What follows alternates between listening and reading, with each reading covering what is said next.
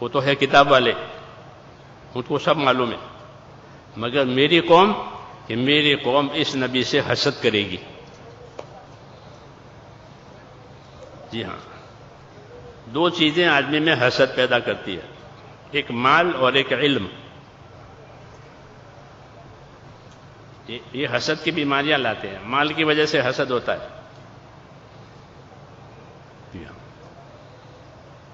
اور ایک علم کی وجہ سے حسد ہوتا ہے۔ مال اور علم، اگر آدمی اپنے آپ کو صحیح استعمال نہ کرے تو مال کی وجہ سے بڑائی آتی ہے، مالدار ہو گئے، بڑے آدمی ہو گئے، پھر مال اس کو حق بات سمجھنے نہیں دیتا۔ یہ اثر ہے مال کا،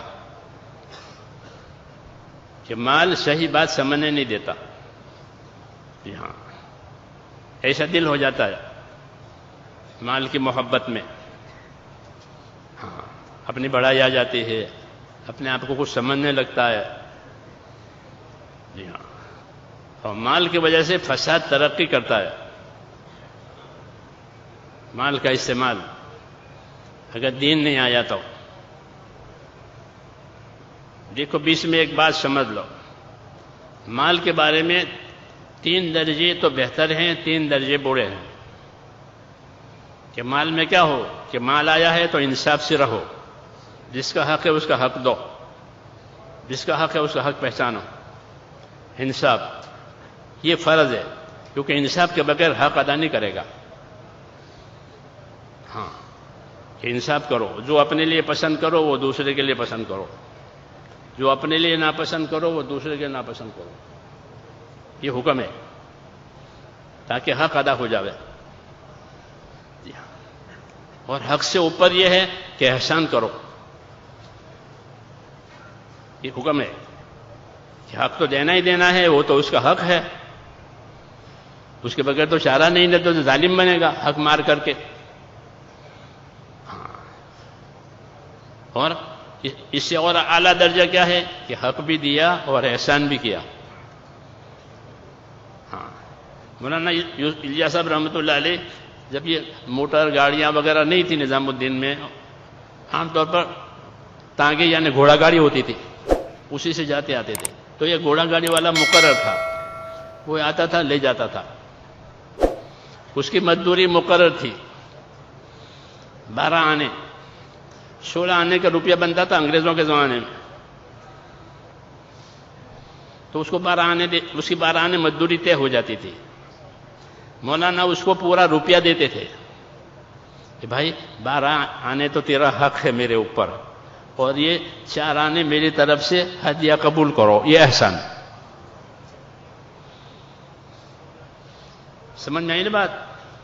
یہ کیوں کہ اللہ نے حکم دیا ہے ان اللہ یامر بالعدل والاحسان، کہ اللہ تمہیں حکم دے گا انصاف کرنے کا اور احسان کرنے کا۔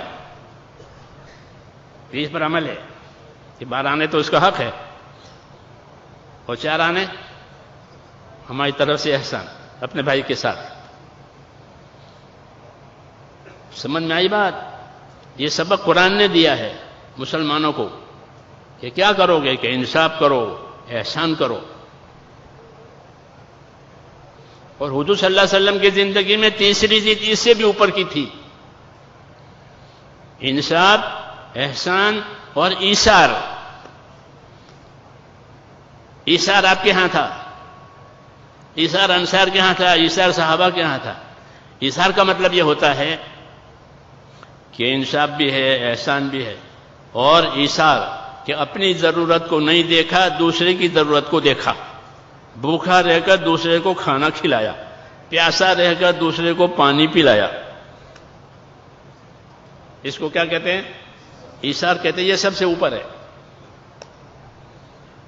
رسول صلی اللہ علیہ وسلم کے گھروں میں ایثار ہوتا تھا۔ آپ کے گھر میں کبھی کوئی مہمان آ گیا تو گھر والوں سے پوچھتے پہ کچھ ہے کہ نہیں، پانی ہے گھر میں پینے کے لیے اور کچھ نہیں ہے۔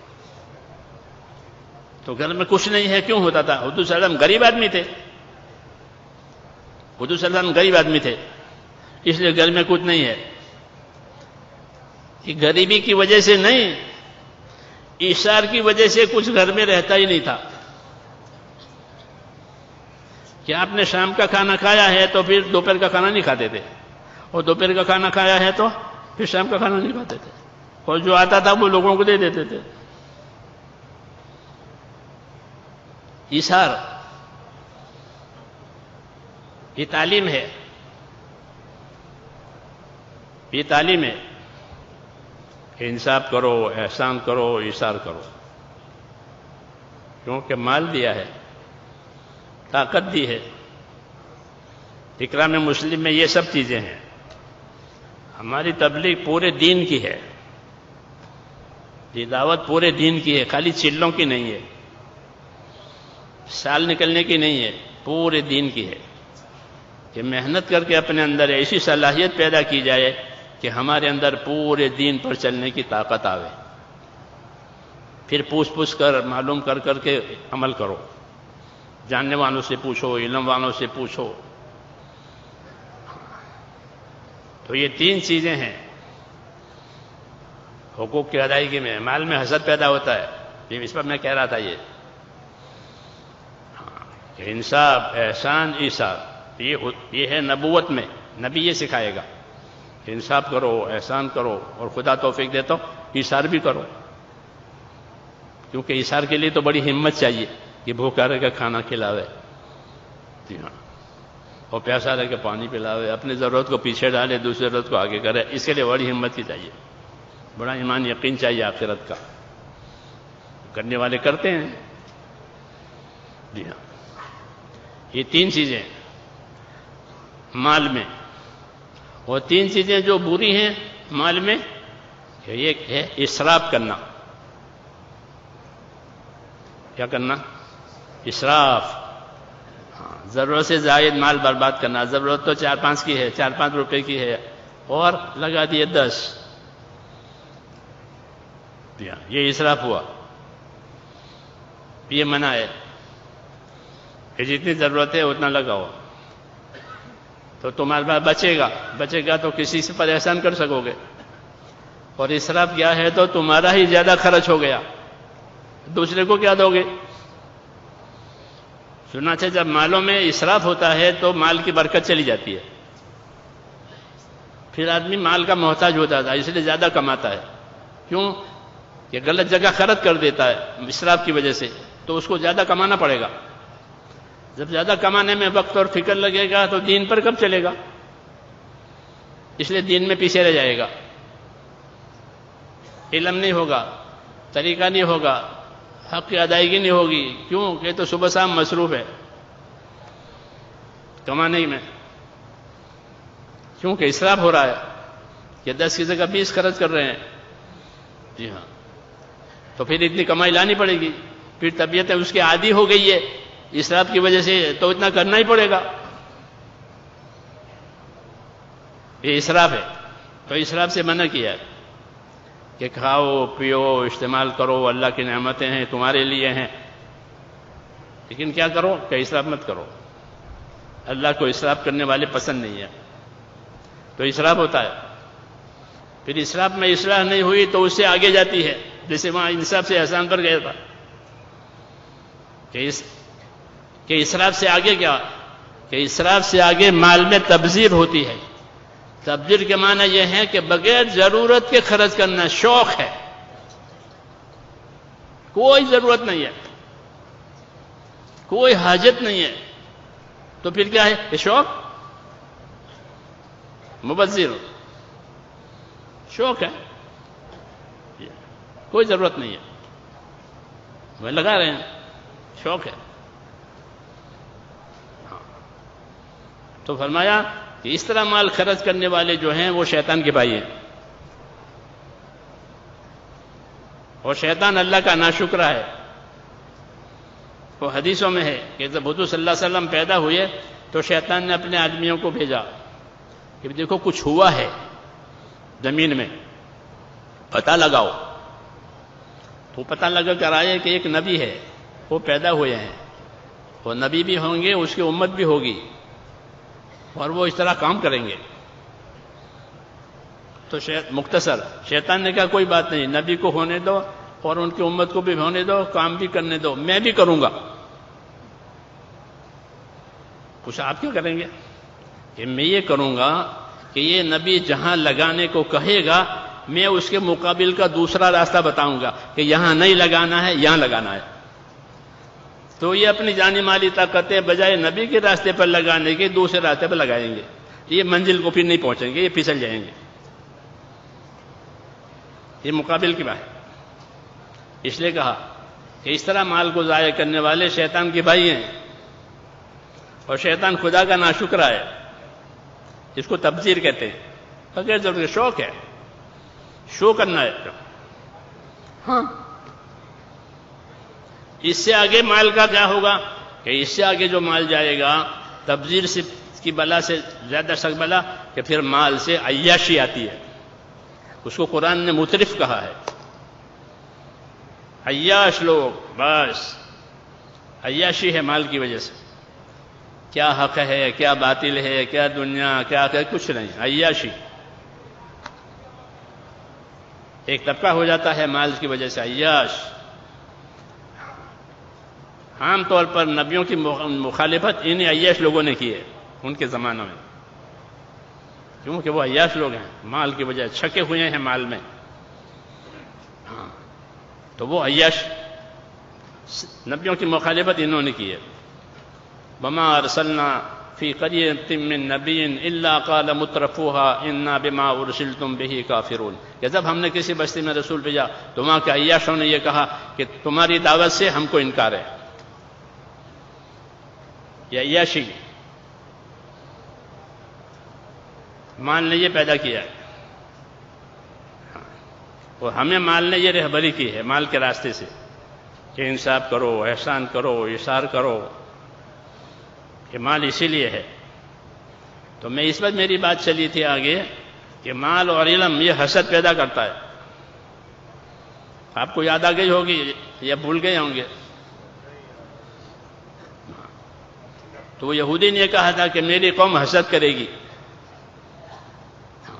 تم نبی کے ساتھ حسد مت کرنا، تم تابعدار ہو جانا، لڑنا نہیں، حسد کرے گی۔ اور حسد کی وجہ ان کا علم ہے، فرحوا بما اوتوا من العلم، کہ ان کو جو علم ملا اس پر وہ اترانے لگے، اکڑنے لگے کہ ہمارے پاس علم ہے۔ تو میں نے کہا مال اور علم یہ دونوں بڑائی پیدا کرتے ہیں اگر صحیح تربیت نہ ہو، جی ہاں، تو یہ اپنے اندر اکڑ پیدا کرتے ہیں، اور مال حق بات سمجھنے نہیں دیتا۔ جی ہاں، مال کی محبت میں وہ حق بات نہیں سمجھتا، ہاں، اس کو مال کی محبت آڑے آتی ہے۔ اور مال دیا ہے قربانی کے لیے، کس کے لیے؟ کہ حق پر مال لگاؤ، ہاں، حق پر مال لگاؤ، ہاں، اور جتنا تم خرچ کرو گے اس سے زیادہ اللہ خرچ کرے گا تمہارے اوپر۔ فرماتے انفق ينفق علیک، تو خرچ کر، خدا تجھ پر خرچ کرے گا۔ تو لاک ولا تو کی تو لاک نہ لگا، نہیں تو اللہ بھی لاک لگائے گا۔ یہ حکم دیا ہے کہ اللہ کے راستے میں خرچ کرنے سے کوئی فقیر نہیں ہوگا، کہ اللہ کے راستے میں خرچ کرتے فقیر ہو گئے، کیسا نہیں ہوگا؟ اللہ اس کو بڑا چڑھا کر کے دیں گے، برکت بھی دیں گے، بدلہ بھی دیں گے۔ حکم تو یہ تھا، لیکن مال حق بات سمجھنے نہیں دیتا۔ اس طرح علم بھی کہ اگر علم سے بڑائی آئی ہے کہ میں جانتا ہوں، مجھے معلوم ہے، بڑائی آئی، علم بڑائی پیدا کرتا ہے۔ اس لیے کہتے ہیں کہ علم بھی لو اور اپنے سے بڑوں کی صحبت میں رہو تاکہ چھوٹے بنو۔ ہاں، صحبت اختیار کرو اچھوں کی، نیک لوگوں کی، ان سے تربیت حاصل کرو تاکہ علم بڑائی نہ پیدا کرے۔ جیسے مال بڑائی پیدا کرتا ہے، یہ علم بڑائی پیدا کرے گا۔ حسد ہوتا ہے بڑائی کی وجہ سے کہ میں تو ہوں، یہ کہاں آ گیا؟ میں یہاں کام کر رہا تھا، میں ذمہ دار تھا، یہ کہاں سے آ گیا؟ یہ حسد پیدا ہوا، اخلاص نہیں ہے۔ اخلاص نہیں ہوتا ہے تو حسد ہوتا ہے، اور اخلاص ہوتا ہے تو کہ خوش ہو جاوے کہ میں اکیلا تھا، اللہ نے یہ بھیج دیا، میری مدد کے لیے آ گیا، اب یہ میرا مدد ہے، ہم دونوں مل کے کام کریں گے۔ اور نہیں تو حسد ہوتا ہے، یہ کہاں گیا، میں تو تھا یہاں۔ جی ہاں، تو علم نے حسد، تو اس یہودی نے کہا میری قوم یہ جانتے ہوئے کہ یہ نبی ہے، پوری طرح وہ پہچانتے تھے حضور صلی اللہ علیہ وسلم کو، اور ایسا پہچانتے تھے جیسا آدمی اپنے بیٹے کو پہچانتا ہے۔ یہ اللہ نے خبر دی کہ یہ آپ کو ایسے پہچان لیتے ہیں دیکھتے ہی، کیونکہ ان کی کتابوں میں ساری بات آئی ہے۔ تو جیسے آدمی اپنے بیٹے کو پہچان لیتا ہے ایسا ہی پہچان لیتے ہیں، ان کو کوئی تردد رہتا نہیں ہے، لیکن ان کے اندر کی بڑائی جو ہے وہ حق بات ماننے نہیں دیتی۔ ہاں، اس لیے محنت مجاہدہ ضروری ہے تاکہ آدمی اپنے آپ کو چھوٹا بناوے۔ کیا بناوے؟ چھوٹا بناوے، پھر اللہ کی رحمتیں اترے گی۔ چھوٹا آدمی ہوتا ہے، چھوٹا بچہ تو آپ اس کے سر پر ہاتھ پھیرتے ہیں، چھوٹا ہے، شفقت کرتے ہیں، رحمت کرتے ہیں، چھوٹا۔ ہاں، تو آدمی چھوٹا بنا تو اللہ کی رحمتیں آئے گی، دین پر چلنا آسان ہو جائے گا، اور بڑائی آئی تو حق قبول کرنا مشکل۔ اس لیے محنت مجاہدہ کرایا جاتا ہے، اچھوں کی صحبت، اچھا ماحول، ہاں، کہ بڑائی نہ آوے۔ تو ان میں بڑائی آئی تھی علم کی وجہ سے، اس لیے انہوں نے حضور صلی اللہ علیہ وسلم کے ساتھ حسد کیا۔ روایتوں میں ہے کہ جب حضور نے ہجرت فرمائی اور آپ پہنچے، ہجرت کر کے پہلے قباء میں پہنچے تھے ہجرت میں، تو دو یہودی شام کو آئے، تو وہاں رہتے تھے وہ، اور ایک دوسرے کہنے لگے کہ یہ وہی ہے، کیا وہی ہے، یہ وہی ہے۔ تو انہوں نے فیصلہ کیا کہ موت تک اس سے دشمنی اور مخالفت کرنی ہے، کہ موت تک۔ چنانچہ ایسا ہی ہوا، وہ آخر تک یہی کرتے ہوئے۔ اس لیے وہ یہودی نے کہا تھا ہماری قوم حسد کرے گی، حق پہچانتے ہوئے حق نہیں قبول کرے گی، اپنے آپ کو بڑا سمجھنے کی وجہ، یہ بیماری ہے۔ تو بات لمبی ہو گئی۔ ہاں، میں کہہ رہا تھا مینا والی بات، تو وہ مینا سے گزرتے، وہ یہاں سے گزرے تھے، اس یہودی سے یہ ہدایتیں لی قافلے نے۔ یہودی نے ان کو یہ مشورہ دیا کہ اپنے نبی کی بات ماننا، یہ نبی ہیں، ان سے لڑنا نہیں، ان سے حسد نہیں کرنا۔ تو وہ اپنی قوم کو پھر سمجھانے لگا کہ دیکھو یہ بھی کہہ رہا ہے، اس نے تو دیکھا بھی نہیں ہے۔ تو پھر وہی بات کہ ابھی نہیں، بعد میں۔ یہی سلسلہ شیطان نے چلایا ہے دین کے بارے میں، کہ جب دین کا کام آئے تو ٹالنا، کل کریں گے، اب اس بات کریں گے، پھر نمازیں بھی اس میں غائب ہوتی ہے، رکعتیں بھی اس میں نکل جاتی ہے، سب چیزوں میں یہ، تبلیغ میں بھی کہ ابھی نہیں، بعد میں نکلیں گے۔ پھر موقع یا تو ہاتھ میں سے چلے جاتے ہیں یا زندگی ختم ہو جاتی ہے، دو میں سے ایک بات ہوتی ہے، دو میں سے ایک بات ہوگی۔ چنانچہ یہ لوگ گئے واپس اپنے وطن، اگلے سال آنے کا ارادہ کیا، تو اس وقت قبائل تھے، کوئی راج تو تھا نہیں، حکومتیں تو تھی نہیں، کوئی قانون نہیں، جو قبیلے کا بڑا اس کی بات مانی جاتی تھی۔ تو قبیلے کے سردار نے کہا اس سال حج کو کوئی نہیں جائے گا، تو وہ سال تو یوں گیا، نہیں پہنچ پائے۔ اس طرح ہر سال کچھ نہ کچھ ان کے ساتھ ہوتا ہی رہا، اور ان کو موقع نہیں ملا، ہر سال کوئی نہ کوئی رکاوٹ آوے، موقع ہاتھ سے نکل جاتے ہیں۔ یہاں تک کہ حضور صلی اللہ علیہ وسلم نے مکی زندگی گزار کر کے مدنی زندگی پر آئے، اور مدینہ کی بھی 10 سال ہو گئے آپ کو، ان کو موقع نہیں ملا کہ دوبارہ آویں۔ 11ویں سال میں جب حضور صلی اللہ علیہ وسلم نے اپنا حج کیا اور لوگوں کو دعوت دی کہ ہمارا حج ہوگا اس سال، ہمارے ساتھ حج کرو، نبی ہر حکم کو دعوت کے ساتھ جوڑتے ہیں۔ حج کا حکم آیا تو حج کی دعوت دی، نماز کا حکم آیا تو نماز کی دعوت دی، ہر حکم کو دعوت کے ساتھ جوڑنا، اور جو دعوت قبول کرے اس کو اس حکم کی تعلیم دینا کہ اب اس نے بات تو مان لی ہے، اب اس کو سکھاؤ۔ تو نبی کا کام ہوتا ہے دعوت دینا، تعلیم دینا، دعوت دینا، تعلیم دینا، تاکہ زندگی حکموں پر آوے، طریقے پر آوے۔ یہی ہمارا کام ہے کہ دعوت دی اور دعوت قبول کی اور سیکھا کہ اب دوسروں کو سکھاؤ، اپنی محنت لگاؤ دوسروں پر، اوپر سے لو نیچے دو۔ تجارت ہوتے نہیں تو تجارت میں اوپر والوں سے لیتے ہیں، بڑے تاجروں سے، اور نیچے چھوٹے تاجروں کو بیچتے ہیں یا فٹ پاتھ پر بیٹھ کے بیچتے ہیں۔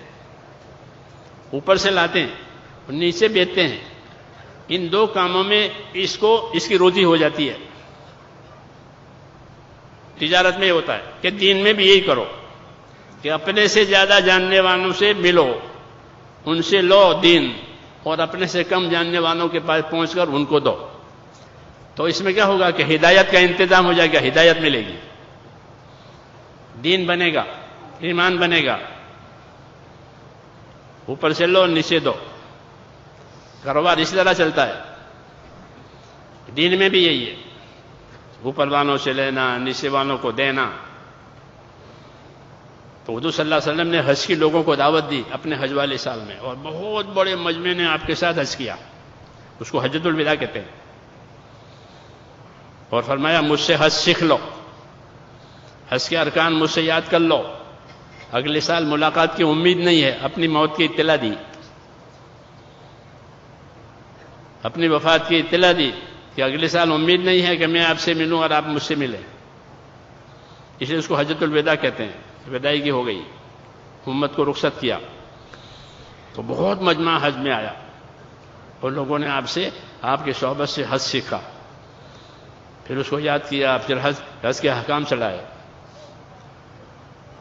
ان لوگوں کو اس کا موقع نہیں ملا کہ وہ آئیں۔ وہ ایک آدمی جس کو اندر چٹک لگی تھی وہ آیا حج میں، میسرہ اس کا نام تھا، وہ ملا آپ سے، پوچھا مجھے پہچانا کہ ہاں پہچانا، میسرہ، مینا میں ملے تھے اتنے سالوں پہلے۔ کہنے لگا یا رسول اللہ، جتنے لوگ میرے ساتھ تھے قافلے میں، اس عرصے میں ایک ایک کر کے سب مر گئے، ایک بھی نہیں بچا ہے۔ اللہ نے میری زندگی لمبی کر دی، مجھے موقع ملا کہ میں آپ سے ملا ہوں۔ اب حضور صلی اللہ علیہ وسلم کی زندگی میں 3 مہینے رہ گئے ہیں حج کے بعد، کہ میرے بھی اسلام قبول کرنے میں تاخیر ہوئی ہے، لیکن اللہ نے مجھ کو بچا لیا، اور میرے جتنے ساتھی تھے اپنی موت سے ایک ایک کر کے دنیا سے چلے گئے۔ یہ خبر دی، پھر مسئلہ پوچھا کہ جو لوگ اس طرح چلے گئے ہیں دنیا سے ان کا کیا ہوگا آخرت میں؟ آپ نے فرمایا کہ جو ہمارے دین پر نہیں مرے گا وہ دوزخ میں جائے گا۔ یہ 2 باتیں اس نے پوچھی، کہ اللہ کا شکر ہے کہ مجھ کو اللہ نے بچا لیا، اور وہ ایمان لائے۔ پھر ابو بکر، حضور صلی اللہ علیہ وسلم تو 3 ہی مہینے زندہ رہے، پھر ابو بکر کی صحبت میں رہے اور ان کا اسلام اور دین بہت اچھا ہو گیا۔ یہ بات میں نے اس لیے سنائی کہ یہ شیطان کی طرف سے ایک بات ہے کہ دین کے کاموں کو پیچھے ڈالو،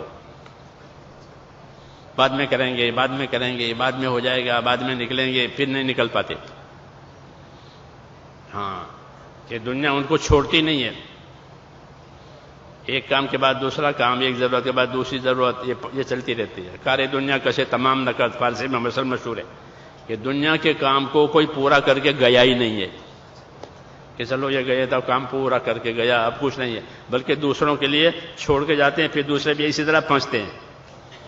ہاں، کہ دنیا کا کام پورا کر کے کوئی گیا ہو کیسا نہیں ہے، وہ مسئلہ چھوڑ کے جاتا ہے، مسائل پیدا ہو جاتے ہیں پیچھے والوں کے لیے۔ ایسے دنیا کا جھنجٹ ہے یہ، اس لیے حکم ہے کہ جب حق بات سامنے آوے تو اس پر سبقت کرو، اس پر پہل کرو۔ اللہ تعالیٰ سبقت کرنے والوں کو، پہل کرنے والوں کو پسند کرتے ہیں، ان سے اللہ محبت کرتے ہیں۔ اور جب کسی کام پر قدم اٹھایا کہ اب اس سے پیچھے نہ ہٹے، اب آگے بڑھے اور اس پر قائم رہے۔ سبقت کرنا، استقامت پیدا کرنا، اپنے آپ کو پابند بنانا، اس کے مستقل اللہ کے حکم ہے۔ کر کے چھوڑ دینا یہ تو کھیل ہوا، کھیل دیکھ کے چھوڑ دیتے ہیں، کیا ہوا کہ کھیل دیکھ، تو یہ دین کو کھیل بنانا ہے کہ کیا بھی چھوڑا بھی، کیا بھی چھوڑا بھی، تو یہ تو کھیل ہو گیا، یہ کھیل ہو گیا۔ کھیل کسے کہتے ہیں؟ بے مقصد کام کرنے کو کھیل کہتے ہیں۔ بے مقصد، ہوا ہوا، نہیں ہوا نہیں ہوا، کوئی مقصد نہیں، یہ کھیل کے دین کو کھیل بنایا ہے۔ کہ جو دین کو کھیل بنائے گا وہ اپنی دنیا سے دھوکہ کھائے گا۔ کہ دین تو ملا نہیں اور دنیا نے ساتھ دیا نہیں، تو ادھر سے بھی گیا ادھر سے بھی گیا. کہ جو دین کو کھیل بناوے گا وہ اپنی دنیا سے دھوکہ کھائے گا. کیوں کہ اس وقت دنیا سامنے ہے، پھر یا تو یہ دنیا سے خود رخصت ہو جائے گا یا دنیا اس کے پاس سے رخصت ہو جائے گی، دونوں میں سے ایک بات ہونے والی ہے.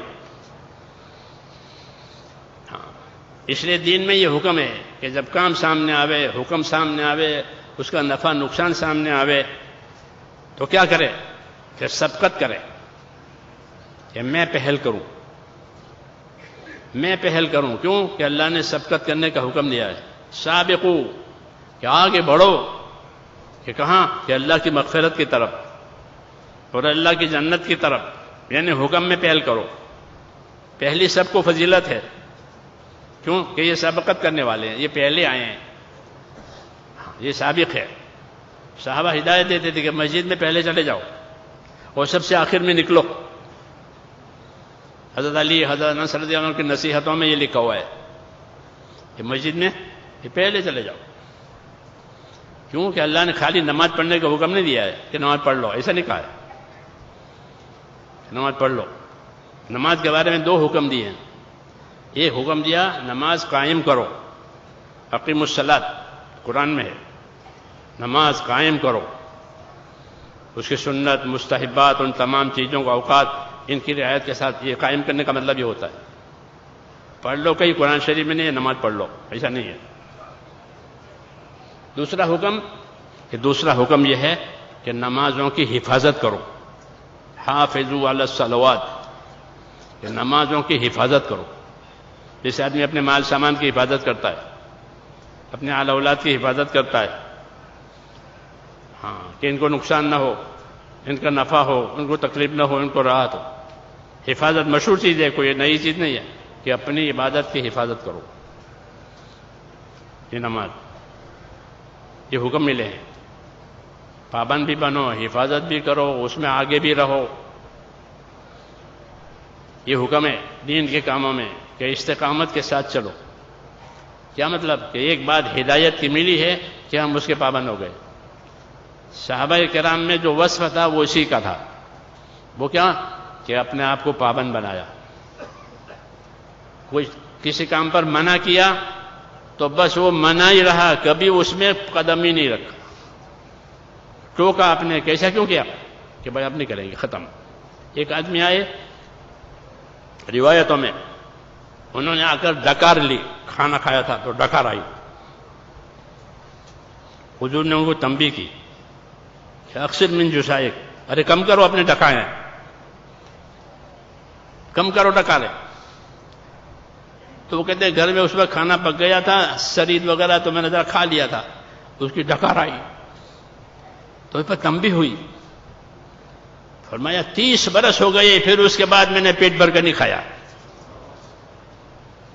ایک تنبیہ ہوئی بس، کم کرو ڈکاریں.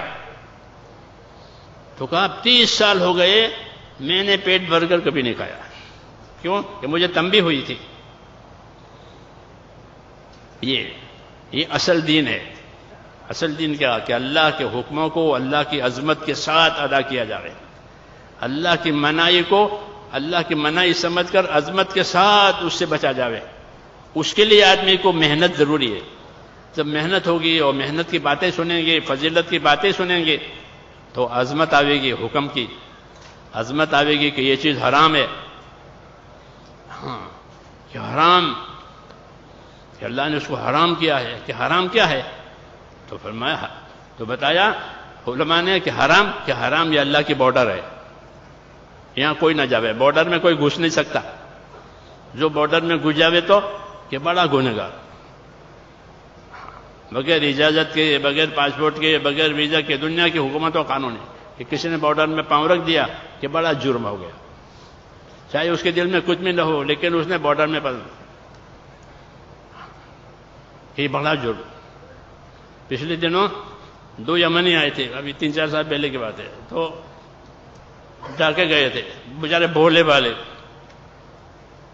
تو یا سیر کرنے کے لیے یا کسی چیز کے لیے کہ ذرا تھوڑے سیر کریں گے، تو پہنچتے پہنچتے ہندوستان کی سرحد میں داخل ہو گئے بنگلہ دیش سے.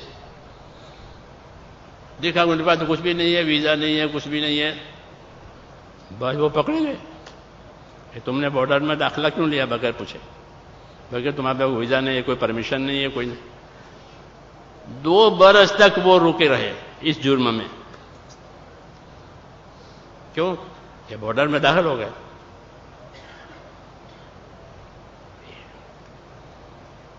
تو کہتے ہیں کہ جتنی حرام چیزیں ہیں اللہ نے کی ہیں وہ اللہ کا بارڈر ہے کہ اس سے قریب کوئی نہ جاوے، یہ حدود ہیں، یہ بارڈر ہیں، اس سے دور رہو، اس سے بچو۔ حرام سے بچنے کی طاقت پیدا کرنی پڑتی ہے۔ جی ہاں، اپنے ایمان کو، اپنے یقین کو، آخرت کو مضبوط بنا کے بغیر آدمی حرام سے بچ نہیں سکتا، کیونکہ حرام زیادہ بھی ہے، لذیذ بھی ہے۔ حرام میں دونوں صفتیں، حرام بہت ہے، حلال تھوڑا، تو حرام بہت، اور پھر لذیذ ہے، مزیدار ہے، تو صبر نہیں ہوتا اس سے، وہ حرام میں پھنس جاتا۔ اس لیے ایمان میں اتنی قوت پیدا کرنا محنت کر کے، اچھی صحبت سے، اچھے ماحول سے، کہ اللہ کے فرضوں کو ادا کرنے کی طاقت پیدا ہو جائے، کہ اللہ نے یہ چیزیں ہم پر فرض کی ہے، نماز ہے، روزہ ہے، دوسرے فرائض، کہ فرائض کی ادا کرنے کی طاقت آوے، کہ فرائض ادا ہو جائے، حرام سے بچنے کی طاقت آوے، کہ ایمان میں اتنی قوت پیدا کرو کہ جو فرضوں پر کھڑا کرے آدمی کو کہ یہ تو فرض ہے، یہ تو کرنا ہی کرنا ہے، چاہے وہ بندوں کے حقوق میں ہو، خدا کے حقوق میں ہو، یہ فرض ہے۔ تو ایمان میں اتنی طاقت پیدا کرنا جو اس کو فرضوں پر کھڑا کر دے، اور ایمان میں اتنی طاقت پیدا کرنا کہ وہ ایمانی طاقت اس کو حرام سے بچائے، اتنی ایمانی طاقت پیدا کرنا ضروری ہے، کیونکہ آدمی اپنی طاقت سے حرام سے بچے گا۔ کوئی قانون بنے، وہ قانون سے، کہ قانون نہیں روکتا، قانون سے طاقت بچنے کے لیے پیدا ہوتی ہے، کیونکہ قانون عمل کرنے کے لیے ہوتے ہی نہیں ہیں۔ جتنے دنیا میں قانون بنتے ہیں وہ عمل کے لیے نہیں ہوتے، وہ تو پکڑ کے لیے ہوتے ہیں، کہ قانون بنا ہے اب پکڑ ہوگی، تو قانون سے عمل زندہ نہیں ہوتے۔ قانون تو گرفت کے لیے اور پکڑ کے لیے ہوتے ہیں، کہ اب یہ قانون بنا، کوئی کرے گا تو یہ سزا ہوگی، پکڑ ہوگی، وہ پکڑیں گے اس کو قانون کی بنیاد پر۔ تو قانون پکڑ کے لیے ہوتے ہیں، عمل کے لیے نہیں ہوتے۔ عمل کے لیے تو دین اور دین کی محنت ہوتی ہے، وہ آدمی کو روکتی ہے حرام سے۔ اس لیے کہتے ہیں اپنے ایمان میں اتنی قوت پیدا کرے کہ وہ ایمان اس کو اللہ کے فرضوں پر کھڑا کرے، اللہ کے حرام سے بچائے، کہ یہ چیزیں اللہ نے حرام کی ہے، چاہے وہ مال کے لائن کے ہو، اخلاق کے لائن کے ہو، عبادت کے لائن کا حرام ہو، یہ سب، کہ حرام سے بچنے کی طاقت یہ پیدا کرنا ضروری ہے، کیونکہ آدمی اپنی طاقت سے حرام سے بچے گا، باہر کی طاقت اس کو حرام سے نہیں بچاتی۔ جیسے ہر مشین اپنی طاقت سے کام کرتی ہے، اگر مشین کے اندر کی طاقت فیل ہو جاوے تو مشین فیل ہے، تو ہر مشین اپنے اندر کی طاقت سے چلتی ہے اور کام کرتی۔ ایسے ہر مسلمان اپنے دین پر اپنے اندر کی طاقت سے چلے گا، باہر کی طاقت اس کو نہیں چلا سکتی۔ ایمانی طاقت پیدا کرنا یعنی یقین پیدا کرنا، خوف پیدا کرنا، اللہ کی رحمت کی امید، یہ چیزیں پیدا کی جاتی ہے محنت سے۔ پھر جس چیز میں اللہ نے رحمت کا وعدہ کیا ہے اس کو شوق سے کرے گا، جس میں اللہ نے دھمکیاں دی ہے اسے بچے گا۔ اس لیے کہتے ہیں کہ اپنے ایمان میں اتنی طاقت پیدا کرو جو فرضوں پر کھڑا کرے، حرام سے بچائے، اور تیسرا اللہ کے دین کے تقاضوں پر چلائے، کہ یہ تو اللہ کے دین کا تقاضا ہے، میں کروں گا۔ یہ سمجھ میں آئی نا بات؟ لوگ تجارت کے تقاضوں پر جاتے آتے نہیں آتے؟ کہاں گئے تھے؟ کہ فلاں ملک میں، کہ کیوں؟ کہ میرا تجارتی کام تھا۔ تو تجارت کے تقاضوں پر جاتے ہیں، علاج کے تقاضوں پر جاتے ہیں دنیا میں، شادیوں کے تقاضوں پر جاتے ہیں دنیا میں، تقاضے ہوتے ہیں زندگی کے، ایسے دین کے تقاضے ہوتے ہیں۔ تو مسلمان کے ذمہ ہے کہ وہ اپنا ایمان ایسا بناوے کہ وہ ایمان اس کو دین کے تقاضوں پر تیار کرے، کیونکہ اگر وہ دین کے تقاضوں پر نہیں تیار ہوگا تو اس کا دین نیچے اتر جائے گا، اور سب سے پہلے یقین کمزور ہو جائے گا، سب سے پہلے یقینوں میں، ایمانوں میں کمزور آئے گی، خدا کا خوف کم ہو جائے گا، تو حق پر باقی رہنا دشوار ہو جائے گا، خواہشیں غالب ہو جائے گی، خواہشات غالب ہو جاتی ہے، پابندی نہیں ہوتی تو خواہشات غالب ہوتی ہے، اور جو خواہشات کے پیچھے گیا وہ گمراہ ہوا، یہ بتایا اللہ نے۔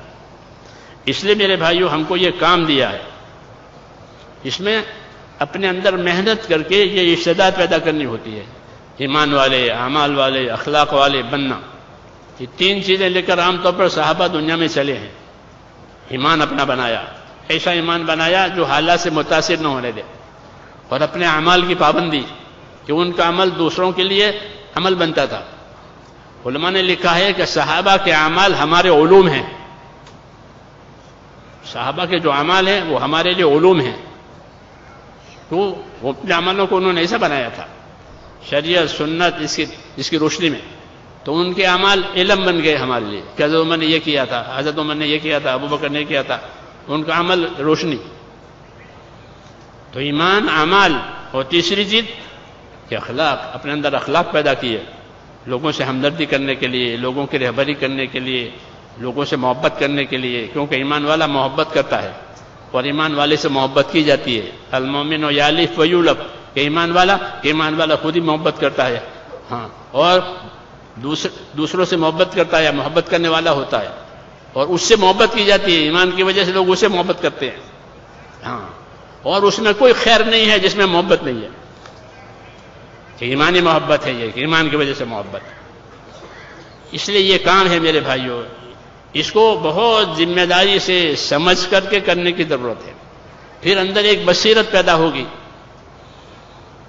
بصیرت، دعوت بصیرت کے ساتھ ہوتی ہے، بصیرت یعنی اندر ایک یقین کی کیفیت پیدا ہوگی، پھر وہ یقین جو ہے وہ قدم کو جمائے گا، اور آدمی ترقی کرے گا اللہ کی طرف اپنی قربانیوں کی وجہ سے، اپنی استقامت کی وجہ سے۔ اس لیے کہتے ہیں کہ اللہ نے ایک نعمت دی ہے، اس کو نعمت سمجھ کر اس کے پیچھے لگ جائیں، یہ نہیں کہ اس کو پیچھے ڈال دیں، کہ نہیں اس کے پیچھے لگو، اس پر اپنے آپ کو ڈالو اور چلاؤ، پھر آگے کہ آگے اللہ کی مدد ہے، حالات آ جائیں تو دعا مانگو اللہ سے، کام کرتے ہوئے جو دعائیں مانگی جائے گی وہ دعا ضرور قبول ہوگی، کہ کام کرنے والوں کی دعائیں قبول ہوتی ہیں۔ اس لیے حال آنے کی وجہ سے دعائیں دی ہے کہ تمہارے پہ کوئی حال آوے تو اللہ سے دعا مانگو۔ انبیاء کرام دعا مانگتے تھے حال کے لیے کہ اللہ اب یہ کر،